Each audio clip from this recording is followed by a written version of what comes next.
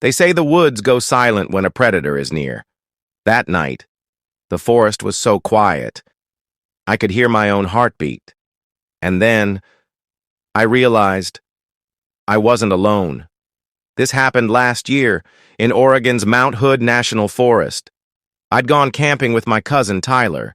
We wanted a weekend to disconnect. No phones, no noise, just nature. We hiked deep into the forest, far from the campsites. No one knew exactly where we were. That was the point. The first night was peaceful. Campfire, laughter, the smell of pine everywhere. By midnight, we were both asleep in our separate tents. At around 2:30 a.m., I woke up, not to a sound, to the lack of one. When you're deep in the woods, you always hear something. Wind, leaves, crickets.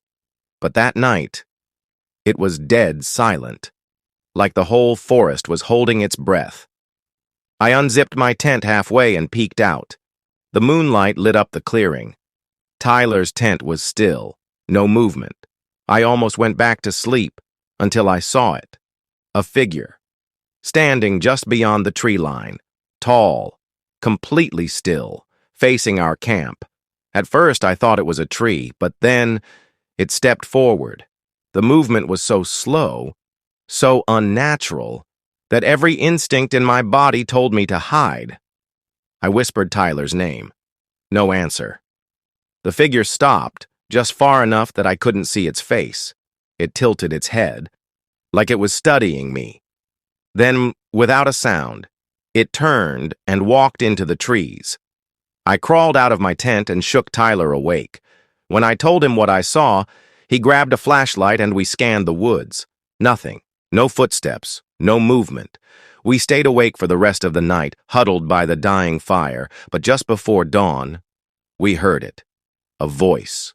Faint, coming from deep in the woods. It was calling my name, slow, drawn out. We both froze. Tyler's hand gripped my arm. Because the voice, it sounded exactly like me. We packed up and left within minutes, leaving half our gear behind. To this day, I still don't know who or what was out there. But what happened to my friend Josh just a few months later makes me think maybe it followed us. Josh laughed when I told him about the voice in the woods. 2 months later, he called me in the middle of the night, whispering. They're outside my tent. Josh had planned a solo camping trip in the same forest. I told him not to. He said I was being paranoid. He even joked about meeting my forest friend. He went in on a Friday afternoon. By Saturday night, things got strange. Around 11 p.m., he was texting me, complaining that the forest was too quiet. He said it felt like something was moving just beyond the trees, but every time he pointed his flashlight, there was nothing. I told him to pack up and leave. He didn't reply. An hour later, my phone rang. It was Josh. His voice was shaking.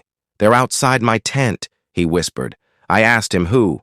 He didn't answer, but I could hear footsteps through the phone, slow, crunching in the leaves, getting closer.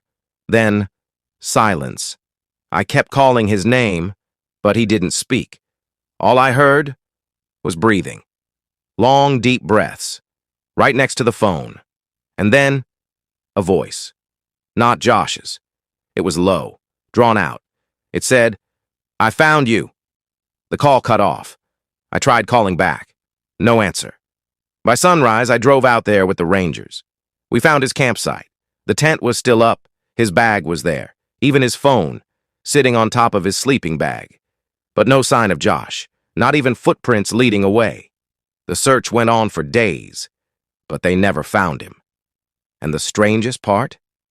When they checked his phone logs, that last call was made 3 hours after the time Josh went missing, which makes me wonder, if it wasn't him on the phone, then who or what was speaking to me?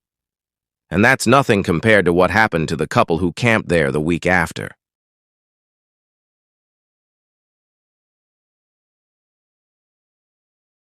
One week after Josh disappeared, a young couple camped in the same clearing. They didn't know about the others. They didn't even make it to sunrise. Their names were Daniel and Claire. They were on a road trip from California to Washington. Young, happy, completely unaware of the stories about that part of Mount Hood National Forest. They parked at a small gravel lot, shouldered their packs, and started hiking in the late afternoon.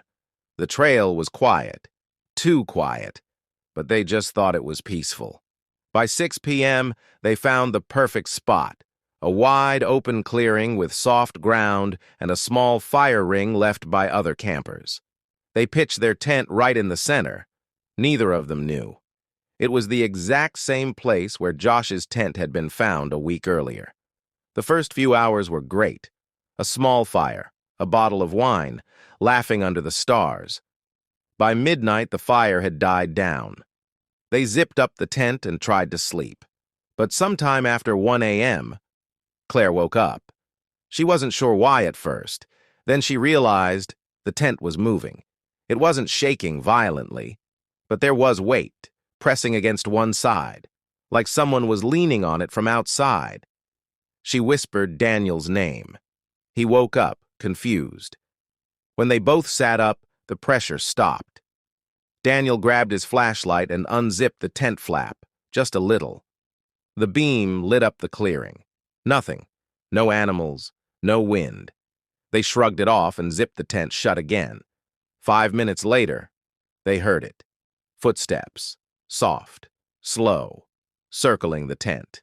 Daniel whispered, "It's probably a deer."